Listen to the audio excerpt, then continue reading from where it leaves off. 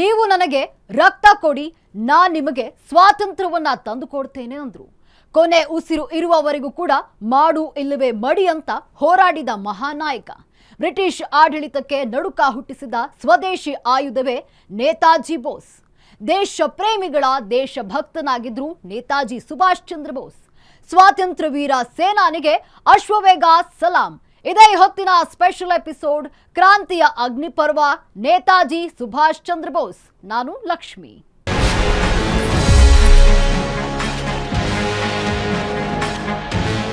ಹೌದು, ಸ್ವಾತಂತ್ರ್ಯ ಸಮರ ವೀರರಲ್ಲೊಬ್ಬ ನೇತಾಜಿ ಸುಭಾಷ್ ಚಂದ್ರ ಬೋಸ್.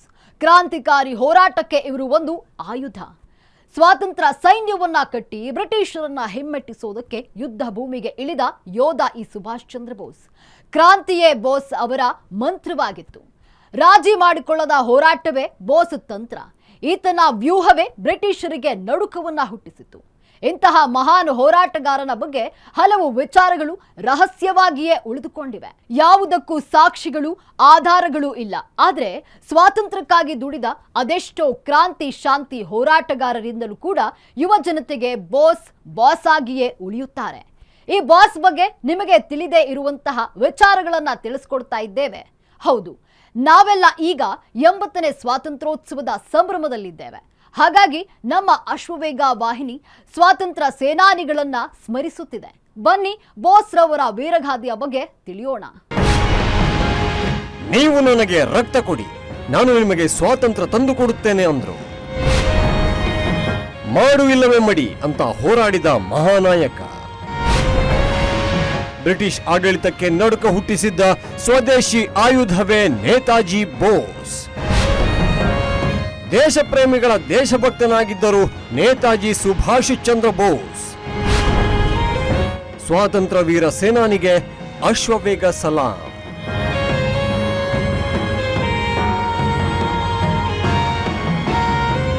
ಕ್ರಾಂತಿಯ ಕಿಡಿ ಹೊತ್ತಿಸಿದ್ದ ಮಹಾನ್ ಹೋರಾಟಗಾರ. ಅಹಿಂಸೆಯಿಂದ ಮಾತ್ರವಲ್ಲ, ಬ್ರಿಟಿಷರನ್ನ ನಮ್ಮ ನೆಲದಿಂದ ಓಡಿಸೋದಕ್ಕೆ ಸಶಸ್ತ್ರ ಹೋರಾಟದ ಮೂಲಕ ಸ್ವಾತಂತ್ರ್ಯಕ್ಕಾಗಿ ಕರೆ ನೀಡಿದ್ದ ಮಹಾನ್ ಯೋಧ. ಬ್ರಿಟಿಷರ ಕೈಯಿಂದ ಭಾರತ ಮಾತೆಯನ್ನ ರಕ್ಷಿಸಲು ಇಡೀ ಜೀವನವನ್ನ ಮುಡಿಪಾಗಿಟ್ಟಿದ್ದರು. ಆ ಮೂಲಕ ಯುದ್ಧ ರಂಗಕ್ಕೆ ಧುಮುಕಿದರು ಸುಭಾಷ್ ಚಂದ್ರ ಬೋಸ್. ಬೋಸ್ ರವರ ಕ್ರಾಂತಿಕಾರಿ ಹೋರಾಟಗಳಿಂದ ಬ್ರಿಟಿಷರು ನಿದ್ದೆಗೆಟ್ಟಿದ್ದರು.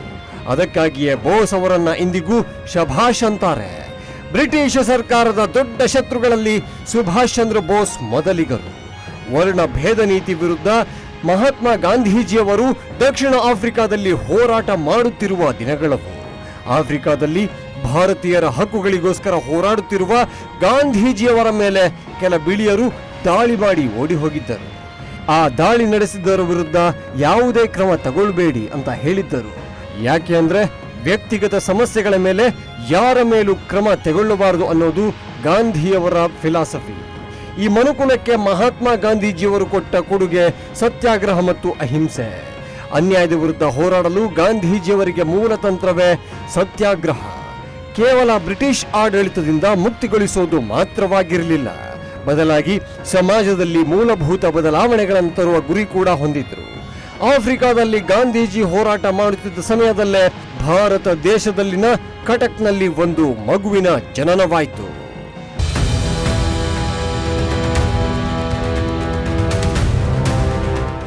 ಜನವರಿ 23, 1847 ಕಟಕ್ನಲ್ಲಿ ಸುಭಾಷ್ ಚಂದ್ರ ಬೋಸ್ ಜನಿಸಿದರು. ತಂದೆ ಜಾನಕಿನಾಥ್ ಬೋಸ್ ವಕೀಲರಾಗಿ ಹೆಸರು ಗಳಿಸಿದ್ರು. ತಾಯಿ ಪ್ರಭಾವತಿ ದೇವಿ ಕಟಕ್ ಮುನ್ಸಿಪಾಲಿಟಿಗೆ ತಮ್ಮದೇ ಆದ ಸೇವೆ ಸಲ್ಲಿಸ್ತಾ ಇದ್ರು. ಜಾನಕಿನಾಥ್ ಸ್ವಾತಂತ್ರ್ಯ ಹೋರಾಟಗಳಲ್ಲಿ ಪ್ರತ್ಯಕ್ಷ ಮತ್ತು ಪರೋಕ್ಷವಾಗಿ ಭಾಗವಹಿಸ್ತಾ ಇದ್ರು. ಅವುಗಳಲ್ಲೊಂದು ಗಾಂಧೀಜಿಯವರ ಖಾದಿ ಸ್ವದೇಶಿ ಚಳುವಳಿಯನ್ನ ಬೆಂಬಲಿಸಿದ್ರು. ಹೀಗಾಗಿಯೇ ಸುಭಾಷ್ ಚಂದ್ರ ಬೋಸರಿಗೆ ದೇಶಭಕ್ತಿ ಹೋರಾಟದ ಗುಣಗಳು ರಕ್ತಗತವಾಗಿದ್ದವು. ಬಾಲ್ಯದಲ್ಲಿಯೇ ಶಿಸ್ತಿನ ಸಿಪಾಯಿಯಾಗಿದ್ದ ಬೋಸ್ಗೆ ಇಂಗ್ಲಿಷ್ನೊಂದಿಗೆ ಮಾತೃಭಾಷೆಯಾಗಿದ್ದ ಬಂಗಾಲಿ ಸಂಸ್ಕೃತದಲ್ಲೂ ಹೆಚ್ಚಿನ ಜ್ಞಾನ ಇತ್ತು. ಭಾರತೀಯರಿಗೆ ಆಗುತ್ತಿರುವ ಅನ್ಯಾಯಗಳನ್ನ ಬೋಸ್ ಯಾವತ್ತೂ ಕೂಡ ಸಹಿಸ್ತಾ ಇರಲಿಲ್ಲ. ಬ್ರಿಟಿಷ್ ಬಾಲಕನೊಬ್ಬ, ನಾವು ಯಾವತ್ತಿದ್ದರೂ ಭಾರತೀಯರಿಗಿಂತ ಹೆಚ್ಚಿನವರು, ಅದಕ್ಕಾಗಿಯೇ ನಿಮ್ಮನ್ನ ನಾವು ಆಳುತ್ತಿದ್ದೇವೆ ಎಂದಿದ್ದ. ಇದರ ವಿರುದ್ಧ ಆಗಲೇ ಬೋಸ್ ತೀವ್ರವಾಗಿ ಪ್ರತಿಭಟಿಸಿದ್ದರು. ಆಗ ಸುಭಾಷ್ ತನ್ನ ಗೆಳತಿಗೆ ಹೇಳಿದ್ದನಂತೆ, ಎಂದಲ್ಲ ನಾಳೆ ನಾನು ಕೂಡ ಒಂದು ಸೈನ್ಯವನ್ನ ಕಟ್ತೀನಿ, ಕೆಚ್ಚದೆಯ ಹೋರಾಟ ಮಾಡಿ ಬ್ರಿಟಿಷರನ್ನ ಓಡಿಸ್ತೀನಿ ಅಂತ. ಸುಭಾಷ್ ಚಿಕ್ಕ ವಯಸ್ಸಲ್ಲಿಯೇ ಹೇಳಿದ ಮಾತಿದು. ಅಂದಿನ ತಮ್ಮ ಮಾತನ್ನ ಭವಿಷ್ಯದಲ್ಲಿ ನಿಜ ಮಾಡಿದ ಧೀರ ಯಾರಾದರೂ ಒಬ್ರು ಇದ್ರೆ ಸುಭಾಷ್ ಚಂದ್ರ ಬೋಸ್ ಮಾತ್ರ.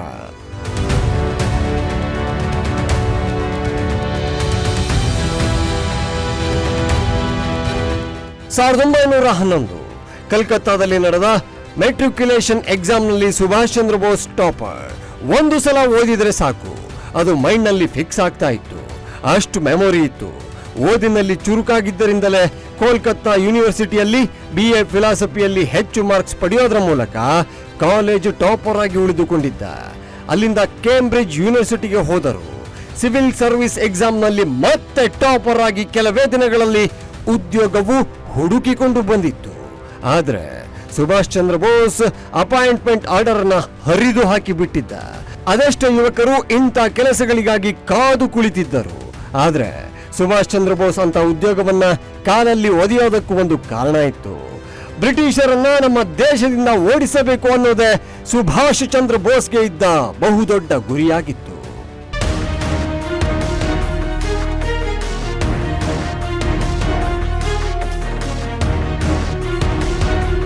ಬ್ರಿಟಿಷರ ಆಡಳಿತವನ್ನ ಕೊನೆಗಾಣಿಸಬೇಕಾದ್ರೆ ಪ್ರಭುತ್ವಗಳಿಂದ ಹೊರಬರಬೇಕು ಅಂದುಕೊಂಡಿದ್ದ ಬೋಸ್. ಆದ್ದರಿಂದಲೇ ಬ್ರಿಟಿಷ್ ಸರ್ಕಾರದಲ್ಲಿ ಭಾಗಿಯಾಗಬಾರದು ಅಂತ ಸುಭಾಷ್ ಚಂದ್ರ ಬೋಸ್ ಬಲವಾದ ಸಂಕಲ್ಪ ತೊಟ್ಟಿದ್ದರು. ಆದ್ದರಿಂದಲೇ ಬ್ರಿಟಿಷ್ ಸರ್ಕಾರದ ಉದ್ಯೋಗದಿಂದ ತಪ್ಪಿಸಿಕೊಂಡಿದ್ದರು. ಸ್ವಾತಂತ್ರ್ಯ ಸಮರದಲ್ಲಿ ಹೆಜ್ಜೆ ಹಾಕಲೇಬೇಕೆಂದು ನಿರ್ಧಾರ ತೆಗೆದುಕೊಂಡಿದ್ದರು. ಹೋರಾಟದ ಹಾದಿ ಹಿಡಿದ ಸುಭಾಷ್ ಚಂದ್ರ ಬೋಸ್ ಯಾವತ್ತೂ ಕೂಡ ವಿಶ್ರಾಂತಿಯನ್ನ ತೆಗೆದುಕೊಂಡಿಲ್ಲ. ಬೋಸ್ರವರ ಮಾತುಗಳು, ಆಲೋಚನೆಗಳು ಕೂಡ ಅಗ್ರೆಸಿವ್ ಆಗಿದ್ದವು. 1924ರಲ್ಲಿ ಕಲ್ಕತ್ತಾ ಮೇಯರ್ ಆಗಿ ಆಯ್ಕೆಯಾಗಿದ್ದ ಚಿತ್ತರಂಜನ್ ದಾಸ್ ಬೋಸ್ ಪ್ರೀತಿಯ ಶಿಷ್ಯನಾಗಿದ್ದ. ಆ ಸಮಯದಲ್ಲಿ ಚಿತ್ತರಂಜನ್ ದಾಸ್ರವರ ಕೆಲವು ಸೂಚನೆಗಳಂತೆ ಬೋಸ್ ಕೆಲಸ ಮಾಡುತ್ತಿದ್ರು. 1925 ಬ್ರಿಟಿಷ್ ಸರ್ಕಾರ ಬೋಸ್ರನ್ನ ಅರೆಸ್ಟ್ ಮಾಡಿತು. ಜೈಲಿನಿಂದ ಬಿಡುಗಡೆಯಾದ ಬೋಸ್ ಜೀವನದಲ್ಲಿ ಊಹಿಸಲಾರದ ಬದಲಾವಣೆಗಳಾದವು. ಕಾಂಗ್ರೆಸ್ ಪಾರ್ಟಿಯ ಪ್ರಧಾನ ಕಾರ್ಯದರ್ಶಿಯಾಗಿ ಆಯ್ಕೆಯಾದರು. ಆಗಲೇ ಜವಾಹರಲಾಲ್ ನೆಹರೂರೊಂದಿಗೆ ಬಾಂಧವ್ಯ ಬೆಳೀತು. ಕೆಲವೇ ದಿನಗಳಲ್ಲಿ ಸುಭಾಷ್ ಚಂದ್ರ ಬೋಸ್ ಫೇಮಸ್ ಆಗಿಬಿಟ್ರು. ಇಷ್ಟರಲ್ಲೇ ಮೇಯರ್ ಕೂಡ ಆದರು.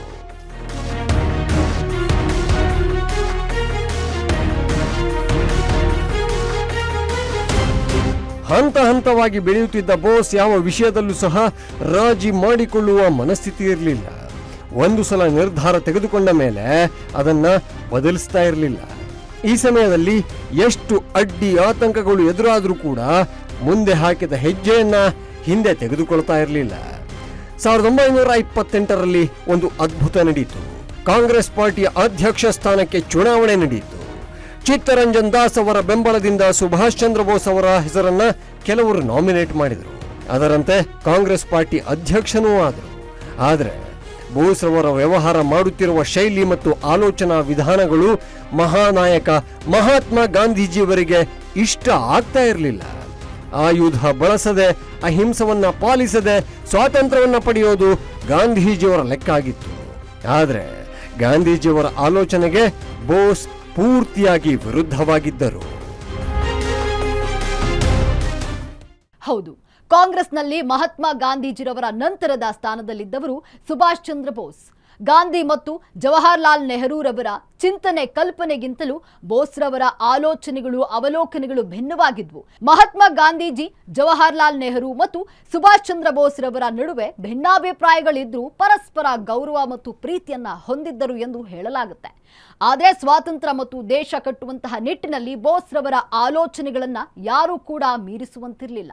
ಈ ವಿಚಾರದಲ್ಲಿ ಮಹಾತ್ಮರನ್ನೇ ವಿರೋಧಿಸ್ತಾ ಇದ್ರು. ಹಾಗಾಗಿಯೇ ಕಾಂಗ್ರೆಸ್ನಲ್ಲಿ ಹಲವಾರು ಗೊಂದಲಗಳು ಸೃಷ್ಟಿಯಾಗಿ ಬಣಗಳಾಗಿ ಒಡೆಯಲು ಆರಂಭಿಸಿದ್ವು. ಮುಂದೇನಾಯ್ತು ನೋಡೋಣ ಈ ರಿಪೋರ್ಟ್ನಲ್ಲಿ.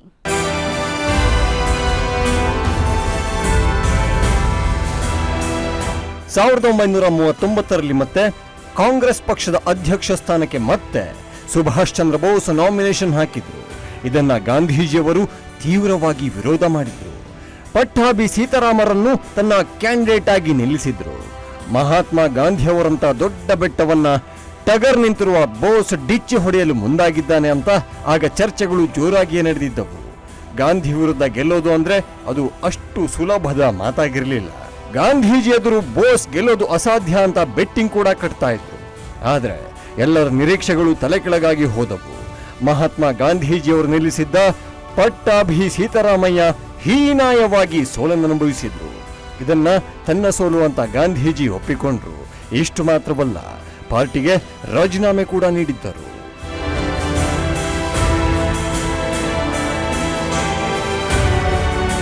ಗಾಂಧೀಜಿ ಬೋಸ್ರನ್ನ ವಿರೋಧಿಸೋದಕ್ಕೆ ಎರಡು ಬಲವಾದ ಕಾರಣಗಳಿದ್ದವು.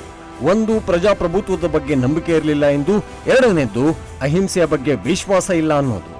ಬೋಸ್ ವಿರುದ್ಧ ಗಾಂಧೀಜಿ ಆರೋಪಗಳು ಬ್ರಿಟಿಷರ ವಿರುದ್ಧ ನಿರಂತರವಾಗಿ ಹೋರಾಟ ಮಾಡಬೇಕಾದ್ರೆ ಪ್ರಜಾಪ್ರಭುತ್ವದ ಮೇಲೆ ನಂಬಿಕೆ ಮತ್ತು ಅಹಿಂಸೆ ಎರಡು ಮುಖ್ಯ ಅಂತ ಗಾಂಧೀಜಿ ನಂಬಿದ್ರು. ಗಾಂಧೀಜಿಯವರ ಜೊತೆಗಿನ ಭಿನ್ನಾಭಿಪ್ರಾಯಗಳಿಂದ ಬೋಸ್ ಕಾಂಗ್ರೆಸ್ ಪಕ್ಷಕ್ಕೆ ರಾಜೀನಾಮೆ ನೀಡಿದ್ರು. ಇವರ ಅಭಿಪ್ರಾಯವು ಭಿನ್ನವಾಗಿದ್ರೂ ಸಹ ಗುರಿ ಮಾತ್ರ ಒಂದೇಯಾಗಿತ್ತು, ಅದು ಫ್ರೀಡಮ್. ಸ್ವಾತಂತ್ರ್ಯ ಪಡೆಯೋದಕ್ಕೆ ಬೇರೆ ಬೇರೆ ಮಾರ್ಗಗಳನ್ನು ಹುಡುಕಿಕೊಂಡಿದ್ದರೂ ಸಹ ಟಾರ್ಗೆಟ್ ಮಾತ್ರ ಒಂದೇ ಆಗಿತ್ತು. ಗಾಂಧೀಜಿಯವರು ಹೇಳಿದ್ದ ಅಹಿಂಸಾ ಮಾರ್ಗದಲ್ಲಿ ಸ್ವಾತಂತ್ರ್ಯ ಸಿಗೋದಿಲ್ಲ ಎಂದು ಸುಭಾಷ್ ಚಂದ್ರ ಬೋಸ್ ಗಟ್ಟಿಯಾಗಿ ನಂಬಿದ್ದರು. ಬೋಸ್ರನ್ನ ಹಲವು ಸಲ ಅರೆಸ್ಟ್ ಮಾಡಿ ಜೈಲಲ್ಲಿ ಇರಿಸಿದ್ದರೂ ಕೂಡ ಅವರ ಆಲೋಚನೆಗಳು ಮಾತ್ರ ಬದಲಾಗಲೇ ಇಲ್ಲ.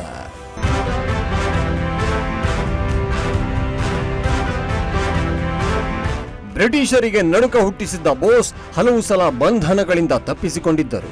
ಬ್ರಿಟಿಷರನ್ನ ಓಡಿಸೋದಿಕ್ಕೆ, ಆರ್ಮಿಯನ್ನ ಸ್ಥಾಪಿಸೋದಿಕ್ಕೆ ಎಲ್ಲ ಸಿದ್ಧತೆಗಳನ್ನ ಮಾಡಿಕೊಳ್ಳುತ್ತಾ ಬರುತ್ತಿದ್ದರು. ಬ್ರಿಟಿಷರ ಆಳ್ವಿಕೆಯನ್ನ ಸದೆಬಡಿಯೋದಕ್ಕೆ ಸುಮಾರು ವರ್ಷಗಳ ಕಾಲ ಹೋರಾಡಿದ್ದರು.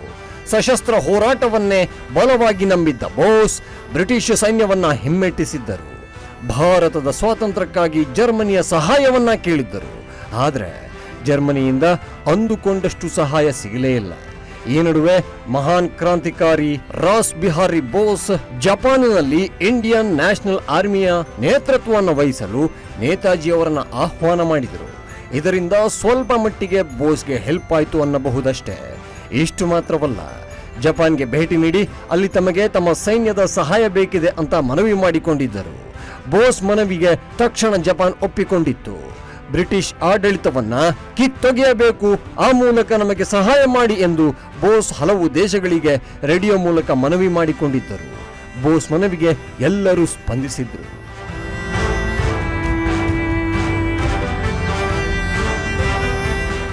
ಒಂದು ಕಡೆ ಸ್ವಾತಂತ್ರ್ಯ ಸಮರದಲ್ಲಿ ಗಾಂಧೀಜಿಯವರ ಕೆಲವು ಚಳುವಳಿಗಳು ಯಶಸ್ವಿಯಾಗುತ್ತಿದ್ದವು. ಕ್ವಿಟ್ ಇಂಡಿಯಾ ಚಳುವಳಿ ಬ್ರಿಟಿಷರನ್ನ ನಡುಕ ಹುಟ್ಟಿಸುತ್ತಿದ್ದವು. ಈ ಸಮಯದಲ್ಲಿಯೇ ಆರ್ಮಿ ಕಟ್ಟೋದಕ್ಕೆ ಬೆಂಕಿಯ ಚೆಂಡಿನಂತೆ ಬೋಸ್ ಪುಟಿದೇಳುತ್ತಿದ್ದರು. ಬ್ರಿಟಿಷರ ವಿರುದ್ಧ ಸಿಂಹದಂತೆ ಬೇಟೆ ಮಾಡಲು ಸಕಲ ಸಿದ್ಧತೆಗಳನ್ನ ಮಾಡಿಕೊಳ್ಳುತ್ತಿದ್ದರು.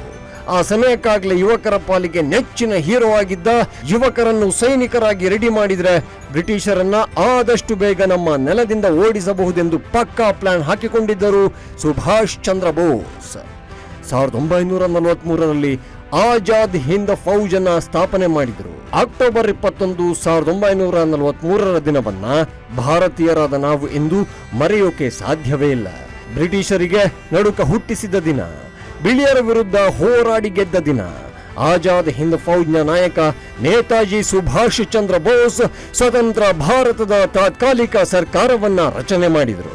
ಇದನ್ನ Germany, Japan, Philippines, Korea, China, Italy ಮತ್ತು ಐರ್ಲೆಂಡ್ ಸೇರಿದಂತೆ 11 ದೇಶಗಳ ಸರ್ಕಾರಗಳು ಸಪೋರ್ಟ್ ಮಾಡಿದ್ದವು. ಜಪಾನ್ ಮತ್ತು ಜರ್ಮನಿಯ ಸಹಾಯದಿಂದ ಅವರು ಸಶಸ್ತ್ರ ವಿಧಾನಗಳ ಮೂಲಕ ಭಾರತವನ್ನು ಸ್ವತಂತ್ರಗೊಳಿಸಲು ನಿರ್ಧಾರ ಮಾಡಿದರು. ಅದಕ್ಕಾಗಿಯೇ ಆಜಾದ್ ಹಿಂದ್ ಫೌಜ್ ರೆಡಿಯಾಗಿತ್ತು.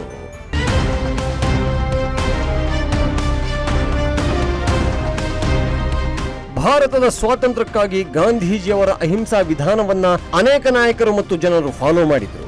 ಇನ್ನು ಕೆಲ ನಾಯಕರು ಬೇರೆ ಬೇರೆ ಮಾರ್ಗಗಳನ್ನ ಹುಡುಕಿದ್ರು. ನೇತಾಜಿ ಸುಭಾಷ್ ಚಂದ್ರ ಬೋಸ್ರವರು ಮಿಲಿಟರಿ ಹೋರಾಟದ ಮೂಲಕ ಬ್ರಿಟಿಷರನ್ನ ಓಡಿಸಬಹುದು ಅಂತ ಬಲವಾಗಿ ನಂಬಿದ್ದರು. ಎರಡನೆಯ ಮಹಾಯುದ್ಧದ ಸಮಯದಲ್ಲಿ ಅವರು ಆಜಾದ್ ಹಿಂದ್ ಫೌಜ್ ಎಂಬ ಇಂಡಿಯನ್ ನ್ಯಾಷನಲ್ ಆರ್ಮಿಯನ್ನು ಕಟ್ಟಿದ್ದರು. ಆ ಮೂಲಕ ತಮ್ಮ ಪ್ರಾಣವನ್ನ ಪಣಕ್ಕಿಟ್ಟಿದ್ದರು. ಬ್ರಿಟಿಷರ ದಬ್ಬಾಳಿಕೆಯನ್ನ ಶೌರ್ಯ ಮತ್ತು ರಕ್ತದಿಂದ ಹೊಡೆದುರುಳಿಸುವ ಮೂಲಕ ಸೇನೆಯ ಯುದ್ಧ ಮುಖ್ಯಸ್ಥರಾಗಿ ಬೋಸ್ರವರು ಇತಿಹಾಸವನ್ನ ಸೃಷ್ಟಿ ಮಾಡಿದರು. ಇಲ್ಲಿ ಒಂದು ಮಾತನ್ನ ಹೇಳಲೇಬೇಕು ವೀಕ್ಷಕರೇ, ಮಹಾತ್ಮ ಗಾಂಧೀಜಿಯವರ ಶಾಂತಿ ಚಳುವಳಿಯೊಂದರಿಂದ ಮಾತ್ರ ಭಾರತಕ್ಕೆ ಸ್ವಾತಂತ್ರ್ಯ ಸಿಕ್ಕಿಲ್ಲ. ಬದಲಾಗಿ ಸುಭಾಷ್ ಚಂದ್ರ ಬೋಸ್ರ ಆಜಾದ್ ಹಿಂದ್ ಫೌಜ್ ಕೂಡ ಪ್ರಮುಖ ಪಾತ್ರವನ್ನು ವಹಿಸಿತ್ತು. ನನಗೆ ರಕ್ತ ಕೊಡಿ, ನಿಮಗೆ ಸ್ವಾತಂತ್ರ್ಯ ಕೊಡ್ತೇನೆ ಅನ್ನೋದು ಬೋಸ್ರವರ ಸಂದೇಶ. ನೇತಾಜಿ ಮತ್ತು ಬಾಪೂಜಿರವರು ಬೆಳಗಿದ ಸ್ವಾತಂತ್ರ್ಯದ ಪಥದಲ್ಲಿ ಅನೇಕ ಗಾಂಧಿವಾದಿಗಳು, ಕ್ರಾಂತಿಕಾರಿ ವೀರರು ತಮ್ಮ ಕೊನೆಯ ಹನಿ ರಕ್ತವನ್ನ ಚೆಲ್ಲಿ ಸ್ವಾತಂತ್ರ್ಯದ ಜ್ಯೋತಿಯನ್ನ ಬೆಳಗಿಸಿದ್ರು. ಅಪರೂಪದ ದೇಶಭಕ್ತ ಸುಭಾಷ್ ಚಂದ್ರ ಬೋಸ್ ರವರ ಜೀವನದ ಸುತ್ತ ವೈಫಲ್ಯತೆ, ವಿವಾದಗಳು ಸುತ್ತುಕೊಂಡಿದ್ವು. ಸ್ವಂತ ಪಾರ್ಟಿ ಕಾಂಗ್ರೆಸ್ನಲ್ಲಿ ಮಾತ್ರವಲ್ಲ, ಕಮ್ಯುನಿಸ್ಟ್ ನಾಯಕರು ಕೂಡ ಬೋಸ್ ರವರನ್ನ ವಿರೋಧಿಸ್ತಾ ಇದ್ರು. ಯಾಕೆ ಅನ್ನೋದನ್ನ ನೋಡೋಣ ಈ ರಿಪೋರ್ಟ್ನಲ್ಲಿ.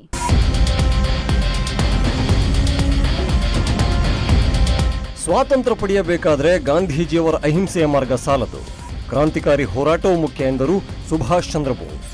ಜಪಾನ್ನ ಸಹಾಯದಿಂದ ಯುದ್ಧ ಕೈದಿಗಳು ಸೇರಿದಂತೆ ಕಾರ್ಮಿಕರು, ಯುವಕರನ್ನ ಒಗ್ಗೂಡಿಸಿ ಆಜಾದ್ ಹಿಂದ್ ಫೌಜನ್ನ ಸ್ಥಾಪನೆ ಮಾಡಿದ್ರು.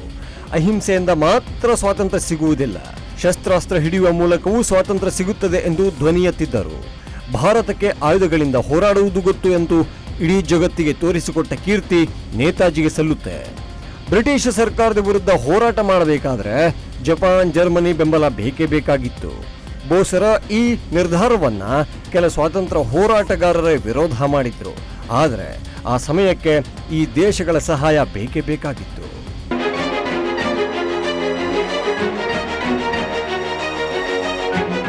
ಎರಡನೇ ಮಹಾಯುದ್ಧದ ನಂತರ ಪ್ರತಿಭಟನೆ ನಡೆಸಿದ್ರಿಂದ ಬ್ರಿಟಿಷ್ ಸರ್ಕಾರ ಬೋಸ್ ಮತ್ತು ಅವರ ಟೀಮನ್ನ ಜೈಲಿಗೆ ಹಾಕಿತು. 7 ದಿನಗಳ ಉಪವಾಸ ಸತ್ಯಾಗ್ರಹದ ನಂತರ ಹೊರಬಂದ ಬೋಸ್ ಅವರನ್ನ ಮತ್ತೆ ಅರೆಸ್ಟ್ ಮಾಡಿದರು. ಮಾರುವೇಷದಲ್ಲಿ ತನ್ನ ಸೋದರಳಿಯನ ಸಹಾಯದಿಂದ ಪೇಶಾವರವನ್ನ ತಲುಪಿದ್ರು. ಜುಲೈ 4, 1944ರಂದು ಬರ್ಮಾದಲ್ಲಿ ನಡೆದ ರ್ಯಾಲಿಯಲ್ಲಿ ಬೋಸ್ ಮಾಡಿದ ಭಾಷಣ ದೇಶದ ಯುವಕರನ್ನ ಪ್ರೇರೇಪಿಸಿತು. ನೀವು ನನಗೆ ರಕ್ತ ಕೊಡಿ, ನಿಮಗೆ ಸ್ವಾತಂತ್ರ್ಯ ನಾನು ಕೊಡುತ್ತೇನೆ ಅಂತ ಸುಭಾಷ್ ಚಂದ್ರ ಬೋಸ್ ಹೇಳಿದ್ದರು.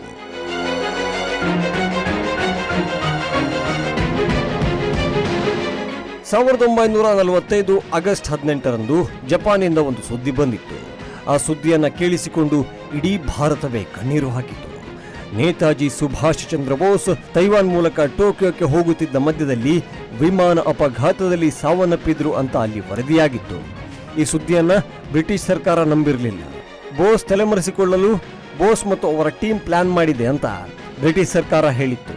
ಈ ಪ್ರಕರಣದ ಬಗ್ಗೆ ತನಿಖೆ ಮಾಡಿದ ಅಧಿಕಾರಿಗಳು 1946ರಲ್ಲಿ ಬೋಸ್ ಮರಣವನ್ನ ಖಚಿತಪಡಿಸಿದ್ರು. ಆದರೆ ಈ ವಿಮಾನ ದುರಂತಕ್ಕೆ ಯಾವುದೇ ಸಾಕ್ಷಿಗಳು, ಆಧಾರಗಳು ಸಿಕ್ಕಿರಲಿಲ್ಲ. ಅಂದು ಕಣ್ಮರೆಯಾದ ಬೋಸ್ ಬಗ್ಗೆ ಇವತ್ತಿಗೂ ಅನುಮಾನಗಳು ಕಾಡುತ್ತಲೇ ಇವೆ. ಭಾರತ ದೇಶಕ್ಕೆ ಸ್ವಾತಂತ್ರ್ಯ ಬಂತು, ಇಡೀ ದೇಶ ಸಂಭ್ರಮದಲ್ಲಿ ತೊಡಗಿತ್ತು. ಆದರೆ ಕೆಲ ಯುವಕರು ಸೇರಿದಂತೆ ಬೋಸ್ ಅಭಿಮಾನಿಗಳು ಮಾತ್ರ ಬೋಸ್ ಎಲ್ಲಿ ಅನ್ನೋ ಪ್ರಶ್ನೆ ತಮಗೆ ತಾವೇ ಕೇಳಿಕೊಳ್ಳುತ್ತಿದ್ದರು.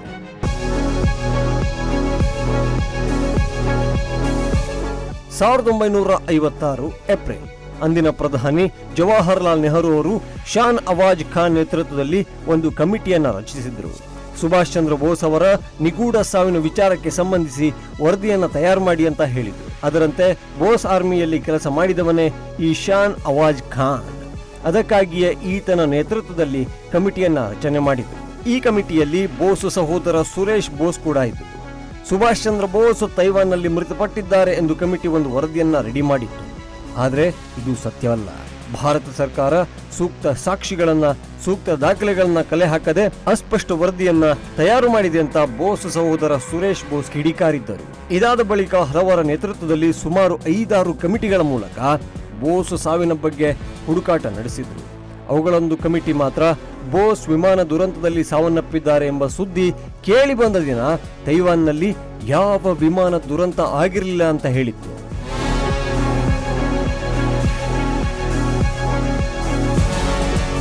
ತೈವಾನ್ ವಿಮಾನ ದುರಂತದಲ್ಲಿ ಬೋಸ್ ನಿಜಕ್ಕೂ ಸಾವನ್ನಪ್ಪಿದ್ದಾರೆ ಅನ್ನೋ ಪ್ರಶ್ನೆ ಈಗಲೂ ಕಾಡುತ್ತಿದೆ. ನಮ್ಮ ಭಾರತೀಯರ ದುರಾದೃಷ್ಟ ಅಂದ್ರೆ ಈ ದುರಂತ ನಡೆದು ಹೆಚ್ಚು ಕಮ್ಮಿ 79 ವರ್ಷಗಳೇ ಆಗಿವೆ. ಆದರೂ ನೇತಾಜಿಯವರ ಕಣ್ಮರೆ ರಹಸ್ಯವಾಗಿಯೇ ಉಳಿದಿದೆ. ಈ ವಿಷಯದ ಬಗ್ಗೆ ಹಲವಾರು ದೇಶ ವಿದೇಶಗಳ ಮಟ್ಟದಲ್ಲಿ ತನಿಖೆಗಳು ನಡೆದಿದ್ದವು. ಹೇಳಬೇಕಂದ್ರೆ ಈಗಲೂ ತನಿಖೆಗಳು ನಡೆಯುತ್ತಲೇ ಇವೆ. ಸ್ವದೇಶದಲ್ಲಿಯೇ ಆದ ತನಿಖೆಗಳ ಬಗ್ಗೆ ನೇತಾಜಿ ಕುಟುಂಬಸ್ಥರು ಮತ್ತು ಅವರ ಅಭಿಮಾನಿಗಳು ತೀವ್ರವಾಗಿ ವಿರೋಧ ಮಾಡ್ತಾನೆ ಇದ್ದಾರೆ.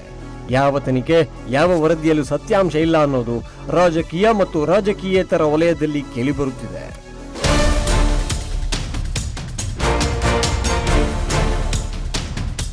2014ರಲ್ಲಿ ಮೋದಿ ನೇತೃತ್ವದ NDA ಸರ್ಕಾರ ಅಧಿಕಾರಕ್ಕೆ ಬಂದಾಗ ಅಂದೇ ಮೋದಿಯವರು ಒಂದು ಮಾತನ್ನ ಕೊಟ್ಟಿದ್ರು. ನೇತಾಜಿ ಸುಭಾಷ್ ಚಂದ್ರ ಬೋಸ್ ಅವರ ಮರಣದ ರಹಸ್ಯವನ್ನ ಬಿಚ್ಚಿಡುತ್ತೇವೆ ಎಂದಿದ್ದ ನರೇಂದ್ರ ಮೋದಿ ಬೋಸ್ಗೆ ಸಂಬಂಧಿಸಿದ ಕೆಲ ಫೈಲ್ಗಳನ್ನು ಬಹಿರಂಗಪಡಿಸಿದರು. ಕೊಟ್ಟ ಮಾತಿನಂತೆ 2016 ಜನವರಿ 23ರಂದು ನೇತಾಜಿಯವರ ಜಯಂತಿ ಪ್ರಯುಕ್ತ ಹೆಚ್ಚು ಕಡಿಮೆ 100 ಫೈಲ್ಗಳನ್ನು ಡಿಜಿಟಲೈಸ್ ಮಾಡಿ ಬಹಿರಂಗ ಮಾಡಿದರು. ಅವುಗಳಲ್ಲಿ ಬೋಸ್ಗೆ ಸಂಬಂಧಿಸಿದ ಕೆಲವು ಅಚ್ಚರಿಯ ವಿಷಯಗಳು ಹೊರಬಂದಿದ್ದವು. ನೇತಾಜಿ ಕಣ್ಮರೆಯಾದ ಸಮಯದಲ್ಲಿ ಬೋಸ್ ಅವರಿಗೆ 4 ವರ್ಷದ ಮಗಳಿದ್ದಳು. ಆಕೆ ಹೆಸರು ಅನಿತಾ ಬೋಸ್. 1943ರಲ್ಲಿ ವಿಯೆನ್ನಾದಲ್ಲಿ ಹೆಂಡತಿ ಮಕ್ಕಳನ್ನು ನೋಡೋದಕ್ಕೆ ಬೋಸ್ ಹೋಗಬೇಕೆಂದುಕೊಂಡಿದ್ರು. ಆದರೆ ಸ್ವಾತಂತ್ರ್ಯ ಹೋರಾಟದಲ್ಲಿ ಬ್ಯುಸಿ ಇದ್ದಿದ್ದರಿಂದ ಅಲ್ಲಿಗೆ ಹೋಗೋದಕ್ಕೆ ಆಗಲಿಲ್ಲ.